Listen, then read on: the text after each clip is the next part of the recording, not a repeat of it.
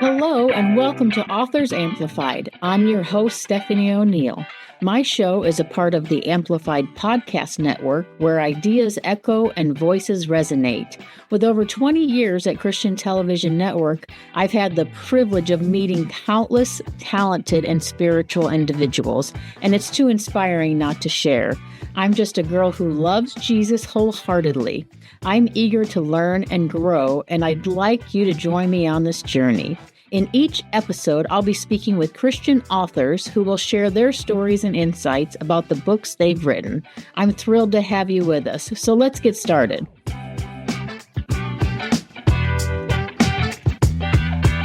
I am so excited to have this author on today. He's very special to me. I've known him for a very long time. Today I have on Dustin Stull. He is the author of Do You Work at the Zoo? And Dustin, thank you so much for being on. I appreciate you so much. My pleasure. Honestly, humbled and honored to be on today. I've been at CTN 23 years, and I feel like I've known you forever. Well, you have. Yeah, right? It's been a while. You started at going to Praise Cathedral, but in Pinellas Park, Florida, Mike Thomas was the pastor. Yes. I've known you since I was a little boy. Yep. And I'm only 29, so how is that possible? Amazing. You're amazing because I'll be 50 this year. So. Oh my gosh. So let's talk about first. I just want to get a little background on you so our listeners can know who we're talking to. So talk to me about you, your military background, pastoring. Well, there's a lot there. Felt like I've lived about 28 lifetimes. But so my name is Dustin Stull. I'm a native from Pinellas County and specifically St. Pete. I was born in Clearwater, Florida, and grew up in church. That's where we originally met. And I went into the United States Air Force at 18 years old. And the reason I went into the Air Force is my father was in the Air Force for only a little less than 3 years, about 3 years on the tail end of Vietnam era, the Vietnam War. And he always talked so highly about the Air Force. And the reason I went into the Air Force is because my dad is my hero. He was my idol. And he always talked about it. And I was like, I love my country. I always said from the time I was little, I was going to do it. And then in like high school, it really clicked. Even my 10th grade year, I already knew I was going in. So I signed up in my 11th grade year. And I took a short break during the summer. They wanted to send me off to basic training. And I was like, oh, I need time with my friends and my family and my first love, my girlfriend then. And then I went into the Air Force. And funny story, before I was in the Air Force in my junior year of high school, my mother said, Dustin, I've been praying. And I don't even think I told you this, Stephanie, but she said, Dustin, I've been praying and you're going to work in the church. And I was like, Mom, I was young and dumb. I didn't know, or ignorant maybe. I said, Mom, they don't have that in the Air Force. I go to basic training. I didn't have I went in what's called open general. So I didn't have a guaranteed job. So my dad is like, don't do that. You're going to end up being a cop or whatever. Not that that's bad, but they'll place you in high needs jobs. So I saw this job on this inventory and it was called chaplain. It was basically a chaplain assistant. So I went and interviewed at Lackland Air Force Base at the chapel. And I met an enlisted person with stripes, kind of like you can't see behind me, but there's my master sergeant stripe. Basically, and then the officers are chaplains. So I interviewed, and guess what? I got a date to go to school, and I served in the Air Force Chaplain Corps for almost 23 years. During my career, I did several things. I taught two different times. I taught at our technical school. It's called Chaplain Service Institute, and it's in Montgomery, Alabama, at Maxwell Air Force Base. I taught all the way from E1s up to 06s. And even a 2-star general. And then I taught again at the Non-Commissioned Officer Academy. So the first time I taught was at the Chaplain Corps School, which is called now the Chaplain Corps. United States Air Force Chaplain Corps. And the first time I taught, I was hooked on teaching. It was amazing. Adult learners can be very tough, even in the military. Mm-hmm. Got a lot of personalities, just like being a pastor, and or just like in any business where you're trying to lead people, not manage people. Yep. Sometimes Mm-hmm. people will make you manage them, but lead people. So that's a little bit about my career. And then once So what you're saying is your mama was right. yeah, my mama was my mama. Mother's intuition. Mm-hmm. She's also a mighty woman of God and a prayer, which comes from a legacy of family. Best thing they could have ever done for me. Mm-hmm. Yes. So let's talk about let's go ahead and talk about the book, because that's why we're here, right? The book is called Do You Work at the Zoo? Yes. So, do you work at the zoo? I'll tell you, I've been a speaker, I've been a pastor, a teacher in the military. And once I transitioned, and I'll get to this, I'll make it short. I seriously struggled with transition when I left the Air Force. And it wasn't because I didn't know how to not speak in acronyms or didn't know how to dress. Sometimes military people struggle with those things because they've been told what to wear for so long and that's not their thing. So I like clothes. So that wasn't an issue. But I had a hard time breaking through with recruiters and algorithms today, and people really trying to kind of take all this stuff. Long and short, I got an amazing job to work with the Office of Trade, and I left who is now my wife. We were dating. I left her here in Florida, and my first day of work was the day that the government shut down for COVID.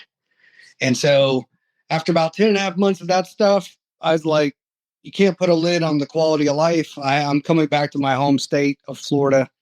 And my friend was like, my best friend, Humaya Lowry, you need to look him up. He'd be a great, once he has his book, you need to have him on here. Sure. He's an amazing educator, amazing leader, amazing man of God. But he said, Dustin, I think you need to try subbing. He goes, I think it'll scratch the teaching itch for you. It'll give you a little bit of money, but he goes, I really think it'll inspire you. He said, I love it.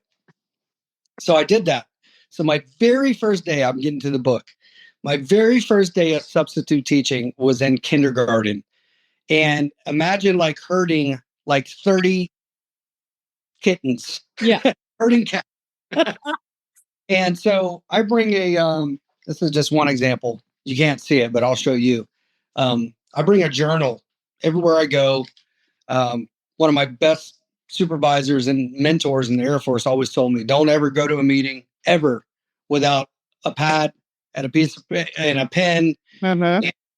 Just how you connect with people. It shows you're prepared. So I bring a journal everywhere, and as a husband, father, pastor, speaker, etc., I'm getting all these nuggets that'll help me with messages and writing. And I already do adult writing. I'm an encourager. I know you know that, Stephanie. Well, But anyway, long and short, I'm writing these funny things down these kids are saying. So I'm not in terrible bad shape now, but a couple years ago, I was in stellar shape. I was pretty jacked, honestly. Not being arrogant, but I was in the gym a lot. It's something I like to do. And this little boy, he comes up to me and he goes, they call me Mr. D, as it does, Mr. D. Mr. D, my daddy works out more than you. I mean, he's sizing me up. He's eyeballing me. And I was like, what's up, buddy? He's like, Mr. D, my daddy works out more than you. So I laughed, but my humor and sarcasm, I raised my eyebrow and I said, oh, does he? I said, I work out a little bit. He goes, my daddy still works out more than you. So I was like, well, buddy, I'm probably 10 years older than your dad. So I get back to class, and by the way, Stephanie, I'll be sending you this book. I'm going to sign a book. Please. I owe you 2 books. It comes out in about 2 weeks, and I'll talk about that too.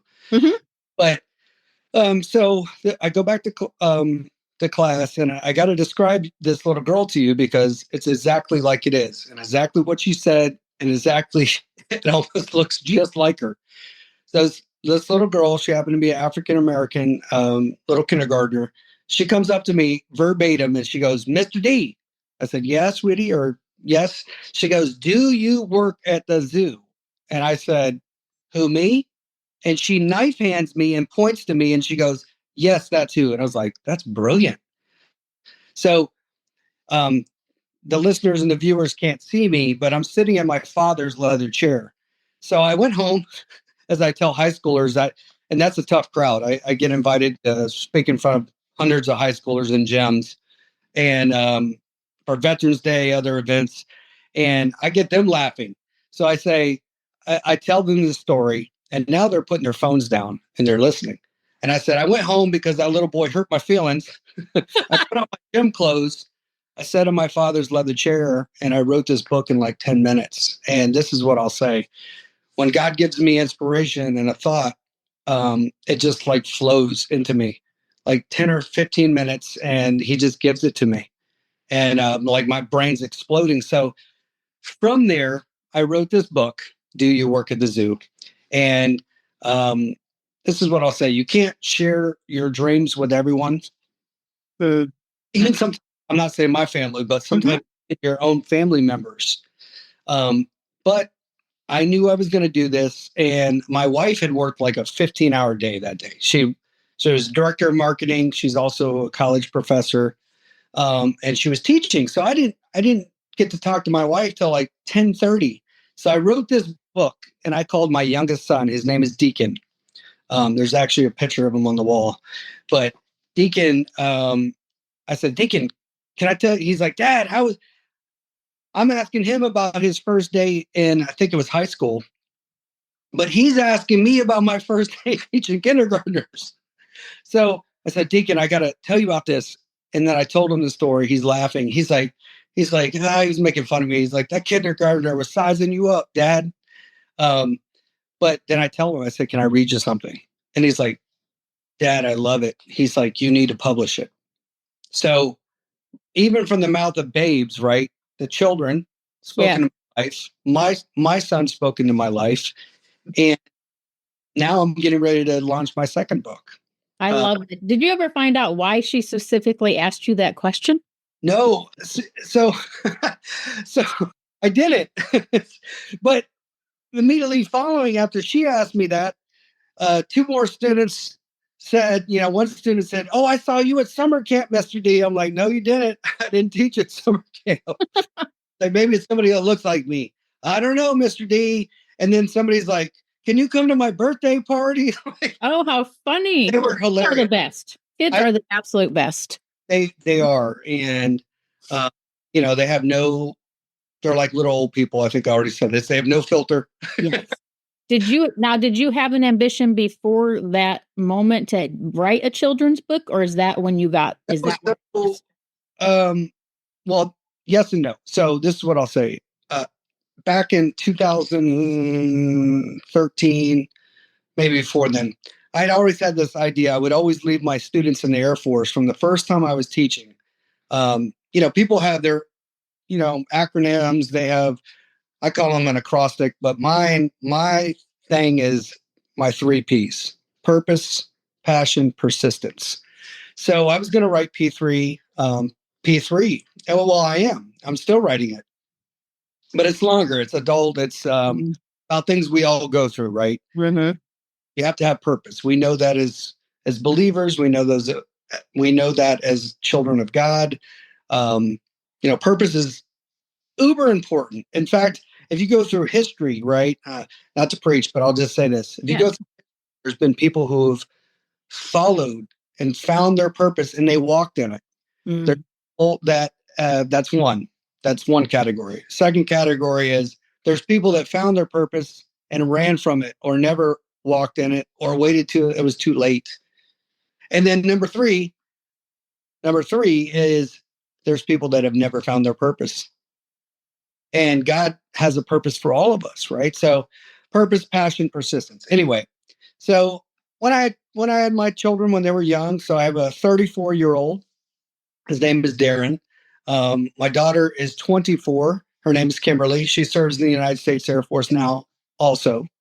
So there's some legacy there. Uh, Yes. and then now Deacon is my youngest. So I always thought, hey, I'll write a children's book. I would make up funny stories with them. I'd have them laughing, I'd tickle them, whatever. Um, but I never thought my first professional book would be a children's book. But Mm-hmm. so I tell young people all the time, I said, you never know where you'll be when something sparks your imagination and it causes you to go, either encourages you or inspires you, or it even pushes you in another direction. So from that, this is what I'll say. I've been writing for a long time, teaching and writing for a long, long time, years and years and years. But in the span since I wrote this first book in 2022, um, I've written now, and this is what I'll say: they're not all published because it takes time and money, and that's been a process of learning too. I know I saw you at NRB the last couple of years, so even there I made some connections. But in 3 years, I've written like 111 books. Wow. Now they're coming though. It's Yeah. going. I'm not stopping. I know. Um, you know, this was the first, the Do You Work at the Zoo? But my next book that's coming out in like 2 weeks should be, that's getting reviewed by Amazon right now through my publisher. Um, it's called Hope the Littlest Hoot Owl.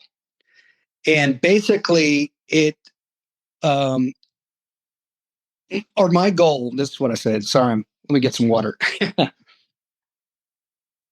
My goal is to show children, um, and speak life, that they are beautifully and wonderfully made, because that's how God makes them. The enemy and the world is vying for attention right now. Yes. And there's confusion and there's deception. I mean, I could really go into that a little deeper, but I won't. But this is what I'll say. Children are so full of life, and we have to put good words in them, and God's word, and good words and God's word into them. Yes.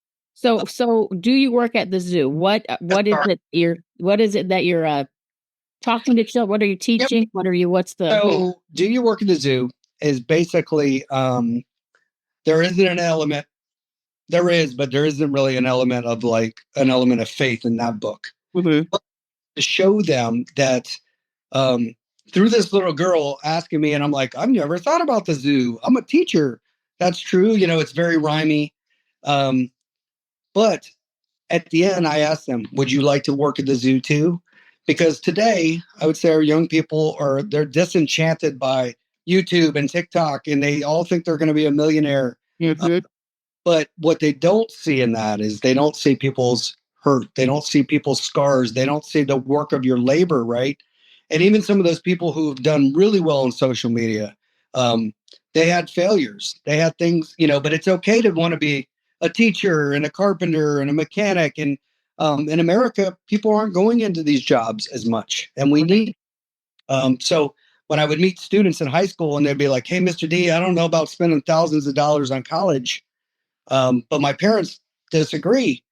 So what I would say is education is so important, but there's all kinds of education. Mhm. Even in the state of Florida, I used to for the workforce development for the state of Florida, and there is grants, there are apprenticeships for construction that where they'll pay you to go learn a skill, and then now you got a certification while you're learning. Right. You don't have to go out of college with all this debt. Yes, ma'am. Yes, Agreed. which is not a great way to start your adult life. No, no, and I mean, I still know people that are are hooked to that bondage of debt from Yeah. school. Mhm. Okay, so this book is Do You Work at the Zoo? Tell me the name of the second one again. Yeah, so Work at the Zoo, that was the first book. Yes. It's encouraging children to basically think, dream big, but not only dream big, they have to do, all of us. You can't just dream, you got to get after it. Uh, Mhm. and what could they be, or what could they do? So the second book, I'll show it to you right now. Obviously, the viewers can't see it, but you can. Oh, yes. Oh, The littlest hoot owl. How cute is that? and it looks very, the animation looks very old school, like Disney or Pixar. My mom said it looks like, and Diane said, my wife said it looks like Bambi, like the animation from. Love that. Yes. Basically, that book is about a little owl. I said hoot owl, and that's very tiny. So owls, depending on if they're smaller owls, right? I love owls. God's just he's amazing. It blows my mind, like what he created.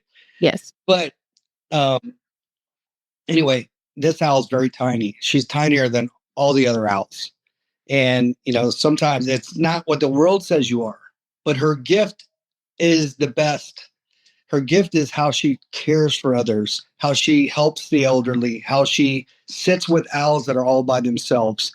Can I read you like one little piece? Please. Yes, Yep. please. This is all. Yeah. Bring me. So I'm going to show you as I read, just like I did to the kids. Mm-hmm. All right. So one day, high in the forest trees, two little hoot owls loved their tiny baby. I'm going to read you the whole thing. It's so long. My hoot owl said, "She's the tiniest little hoot owl. Look at her big, beautiful eyes." Father hoot owl looked on and his heart swelled inside. Their baby was the hope of his pride. "I think we should name her Hope because she's so sweet. Look at those tiny little hoot owl feet." As little Hope the hoot owl grew, she didn't grow tall as some hoot owls do. She was the littlest owl in her class. She wasn't big and not very fast. To some owls, Hope seemed small, but it was her care for others that made her feel tall. She sat down with owls that were all alone. She tried to cheer them up before they went home. She helped her teacher, parents, elderly, and more. Her little heart knew what God had in store. As hoot owls go, she was really small, but her gift was the biggest of them all. Her heart was bigger than most of her kind. Little Hope had a beautiful mind. Hope's little sweet laugh and bright smile encouraged others for more than a while. The lesson and story of Hope is one for you. It doesn't matter what you've been through. God says you're beautiful just like Hope. When people are mean spirited, just say nope. Hope, the littlest hoot owl, can be seen. Bigger than her height, she follows her dreams. Mm. That is such a great bedtime story. I love it so much. Thank you you're making me smile. Thank you. I love it. It's fabulous. So I was inspired because we had an owl when we lived in Wesley Chapel that we would hear, and I kept trying to spot them. There was houses across from us and then like a preserve.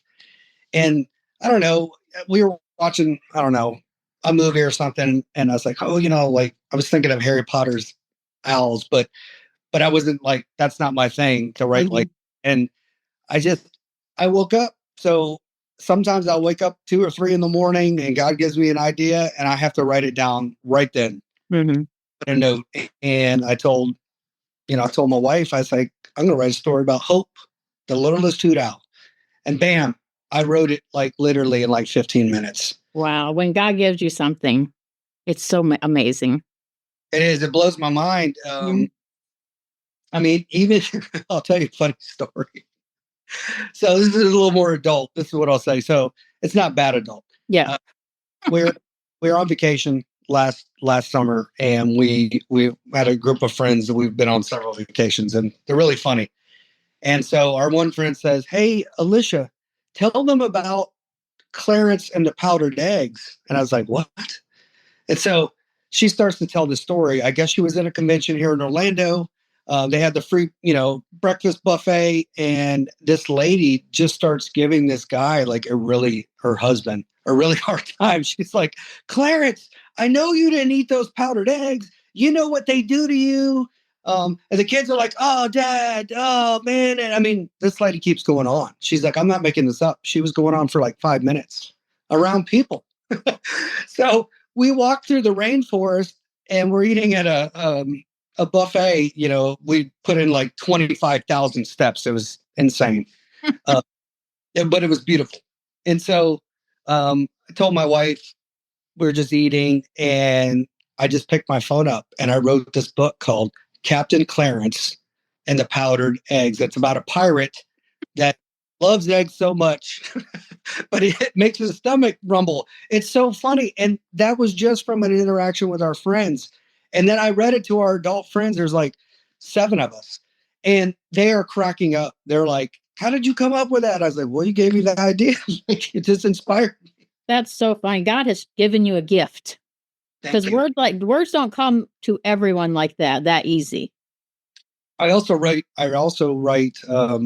like spoken word and poetry. Mm-hmm. I'm in the process too.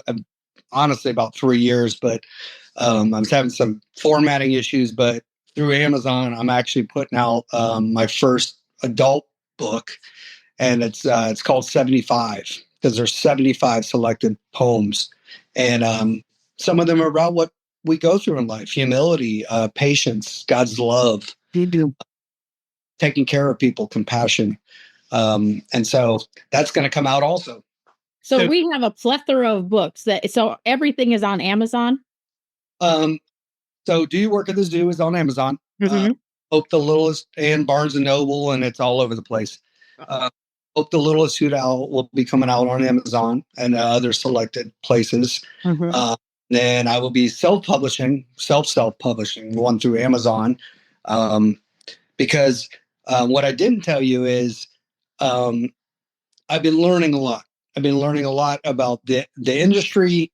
God brings certain people in your life too. You learn lessons, and this is what I'll say. I got a lot of no's, specifically. So, I lived in Wesley Chapel. I was trying to get into Barnes and Noble and just couldn't, for whatever reason, connect with the manager. Left messages, and this isn't. I'm not trashing them, but I was in Clearwater. I had already went to the Barnes and Noble in Clearwater like twice, and I stopped in and I sat in my truck and I said, God, can literally, this is how quick and easy it was. I said, God, I said, can I just get a yes? I walked in, I met the manager. She's like, oh my goodness, is it? I'm showing you the book now. Mm-hmm. She goes, it's you? She goes, tell me about yourself. Obviously, I'm not shy. I'm extrovert. Mm-hmm. And from there, she said, well, let's get you in for a book signing and reading. And from there, she hooked me up with other managers. I also I was persistent. I just kept calling people back. And now I've literally done about 9 different book readings and signings with Barnes and Noble. I walked in the other day with my new book. The manager gave me amazing feedback, and she's like, let's get you back from the summer with both of your books. I love it when God opens doors. She's like, I can sell this book. Yeah. That's amazing. Dustin, thank you so much for being on with me today. I truly appreciate it. I could listen to you talk for hours. Oh, well, I would like you to be there. I would love it. So thanks for being here. So you can check out Dustin Stull, Do You Work at the Zoo, on Amazon and other places. I'll put it in the links in the little bio down here. Hey, one more thing. Yeah. To the listening audience, yeah. No matter where you're at, no matter what you're doing, God has given you a purpose, and listen distinctly for his voice, and don't be afraid. And don't share your dream with everybody. Share it with trusted agents that can pray for you, friends, family members, Stephanie, CTN. But I'll say this: I believe in you because God believes in you. Amen. Amen. Thank you so much, Dustin. I appreciate you so much. Thanks for tuning in to Authors Amplified. If you enjoyed this episode, share it with a friend and subscribe for more incredible authors next time. God bless.